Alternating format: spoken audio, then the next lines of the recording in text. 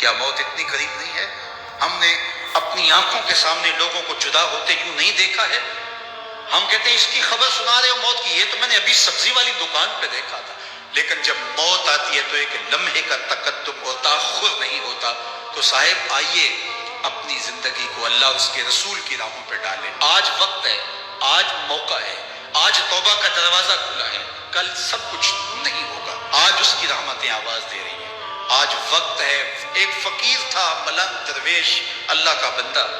اس کی عادت یہ تھی کہ اپنے ڈیرے پہ آنے والوں کو کھلاتا، ان کو پلاتا، ان کی ضروریات کا خیال رکھتا. لیکن کو مالی آسودگیاں نہیں تھی. ہوتا یہ تھا کہ بعض اوقات لوگ آتے تو ادھار لے کر کے وہ لوگوں کو کھلا دیتا. خیر، چونکہ فقیر کا مزاج یہ ہوتا ہے کہ لوگ آئیں اس کے ڈیرے سے کھائیں. بابا بلے شاہ نے بھی کہا تھا نا، اٹھ کھڑک کے دکڑ بجے تتا ہوئے چلا، آن فقیر کھا کھا جاون راضی ہوئے بلا. یہ فقیروں کا مزاج ہے. تو جو بھی آتا اس کے ڈیرے سے کھاتا اور وہ ادھار اٹھا اٹھا کے لوگوں کی ضروریات کو پورا کرتے رہتے. وقت آخر آ گیا. جن لوگوں نے ادھار دیا تھا وہ سارے تقاضا کرنے آ گئے. اب بابا جی کو کیا فکر لاحق ہے کہ یہ میرے مہمان اور میں ان کو کچھ پیش کرنے کی صلاحیت نہیں رکھتا. ایک بچہ تھا، وہ کچھ سامان بیچ رہا تھا، پتیسا بیچ رہا تھا یا کوئی اور چیز بیچ رہا تھا. اس نے گلی سے گزرتے ہوئے آواز لگائی، خادم کو ایسے بلا کے لاؤ. کہا تم بیچ رہے ہو تو میرے مہمانوں کو کھلا دو. بچہ بڑا خوش ہوا کہ میں سارا دن گلیوں میں گھوم کے یہ پتیسا بیچنا تھا، اب یہ ایک جگہ ہی سارا فروخت ہو گیا تو یہ تو موج لگ گئی، میں جلدی گھر چلا جاؤں گا، میری ماں خوش ہوگی. تو سارا ان مہمانوں کو کھلا دیا گیا. اور اس کے بعد کہا بابا جی پیسے. کہا تم بیٹھ جاؤ، جب ان کو ملیں گے تو تجھے بھی مل جائیں گے. وہ بیٹھ گیا. 2 4 10 منٹ بیٹھا تو بچہ تھا، پھر کھڑا ہو گیا، بابا جی پیسے. کہا جب ان کو ملیں گے تو تجھے بھی مل جائیں گے. پھر آدھا گھنٹہ گزرا تو پھر اس نے کہا بابا جی پیسے، میری ماں میرا انتظار کر رہی ہے، ہمارے گھر کا چولہا اسی سے چلتا ہے، میں یہ پیسے لے کر جاؤں گا اور میری ماں کوئی ہنڈیا خریدے گی اور ہم شام کا گھر کا کوئی سلسلہ کریں گے. کہا بیٹا جب ان کو ملے گا تو تجھے بھی مل جائے گا. بچے نے رونا شروع کر دیا. یتیم بچہ تھا، اس کا سارا آسرا یہی تھا. اس نے رونا شروع کر دیا. جب بچہ رویا اللہ کی رحمت کو جوش آیا. کوئی مرید نذرانہ لے کے ان بزرگوں کے پاس آ گیا اور اشرفیوں کی بھری ہوئی تھیلی پیش کی.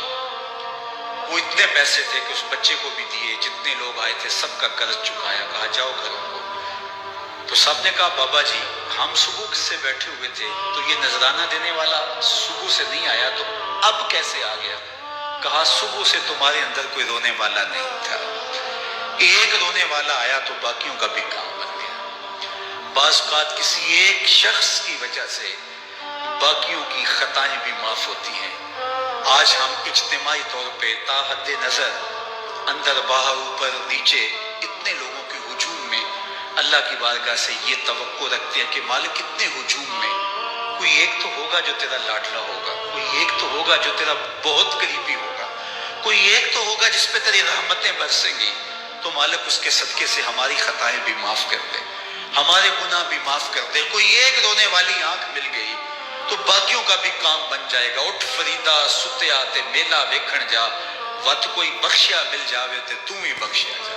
میرے مالک ہم سب کی خطائیں معاف کر دیں، ہم سب سے درگزر فرما اور ہم سب کے باطن کو ستھرائیاں دے دے، ہمارے اندر کو پاکیزگیاں دے دے. بہت وقت میں نے اور آپ نے صاحب گزار دیا، تیزی کے ساتھ زندگی بیت رہی ہے. میں اگر اپنے آپ کو دیکھوں تو میری زندگی کتنی بہاریں کاٹ چکی ہے.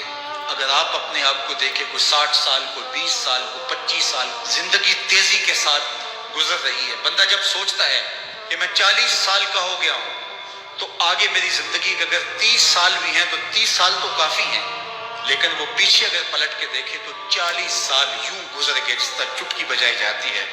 جب چٹکی بجانے کے وقت میں 40 سال گزر گئے محسوس ہوتے ہیں تو جو باقی 30 سال اگر ہوئے بھی وہ تو گمان ہے میرا، وہ تو گمان ہے آپ کا. ہمیں تو ایک سانس کا بھی نہیں پتا. پوچھا گیا زندگی اور موت کے بارے میں کیا خیال ہے؟ کہا فجر پڑی ہے، پتہ نہیں ظہر پڑھ سکیں گے یا کہ نہیں. کہا اتنی لمبی امیدیں لگائے بیٹھے ہو. کہا ظہر پڑی ہے، پتہ نہیں عصر پڑھنے کا موقع نصیب ہوتا ہے کہ نہیں. کہا یہ بھی طول عمل ہے. ایک بولا عصر پڑی ہے، پتہ نہیں مغرب پڑھ سکیں گے یا کہ نہیں. کسی نے کہا ایک رکعت پڑی ہے، پتہ نہیں دوسری رکعت بھی پڑھنا نصیب ہوتی ہے یا نہیں؟ کہا یہ سب تمہارے منہ کی باتیں ہیں، میں تو کہتا ہوں ایک طرف سلام پھیرا ہے، پتہ نہیں دوسری طرف سلام بھی پھیر سکتے۔